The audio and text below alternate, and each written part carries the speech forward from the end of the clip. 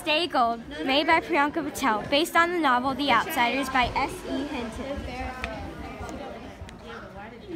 It was at least 8 months ago. The sun was shining bright, the birds chirping away their sing-song, the wind whistling from ear to ear.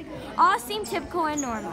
What I didn't know was that very day, my beloved mother and father would leave Mother Earth in spite of their 3 boys deep in sorrow. I was sitting in English class, waiting the clock go tick-tock. Now I love English class. It's probably my favorite subject because I get to express my thoughts and feelings, something that I could never do, even when communicating with anyone from my gang. Writing helps me see people's perspective from any angle. That day, my teacher assigned us a project where you can choose any medium. I chose a poem. I always thought it was silly that the greasers and socias were 2 separate groups. What did we ever do to them? For some reason, I had an aching feeling. I was thinking it was the 5 apples that I had eaten. I soon figured out that I was wrong. We were about to be dismissed from class, but the phone had started ringing. Little did I know that this 5-second phone call would change my life forever. Pump, pump, my heart started beating rapidly. For some odd reason, I knew this phone call was about me. My teacher had a look of despair filling his face. He was the person to break the heartbreaking news. Now I remember those words to this day.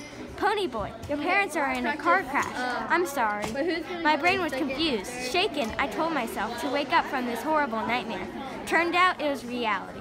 Dairy and Soda Pop picked me up from school and rushed to the hospital where Mama and Pop were taken. When we reached the hospital, we met the most kind hospital nurse I've ever met. She could tell the worried look on your face meant trouble. Dairy started talking fastly. My parents, Mr. and Mrs. Curtis, there've been an accident, haven't they? The nurse rushed us to the ER where we see my youthful parents weaken, losing all their control in their body. As I reach my tender mother, she whispers in my ear, Pony boy, never forget that money doesn't make you who you are. It's what's in the inside that matters. As she released her hand, her last word was a promise that I was going to live up to. As night had taken upon, we sat outside to have a smoke, wondering what our next chapter was. Although alongside a road, an old man beckoned. Do you all need a ride, Presley?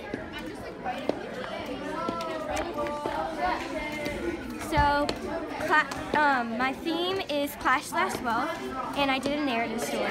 This narrative story represents Clash/Wealth because at the end of the excerpt, Ponyboy's mother says, Pony boy, never forget that money doesn't make you who you are. It's what's in the inside that matters.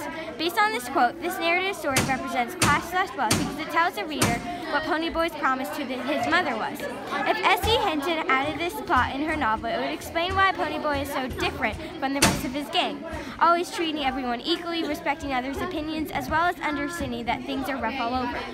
Throughout the novel, Ponyboy is starting to learn that whether or not you have money, we all see the same sunset. We are all united. My excerpt is an example of a flashback because Ponyboy references to the situation on how his parents died. It also goes back to S.E. Hinton saying that violence and criminal acts are isolated to the lower income classes, but the people in the lower income classes are punished more often. In conclusion, this is why my narrative story represents the theme Clash/Wealth.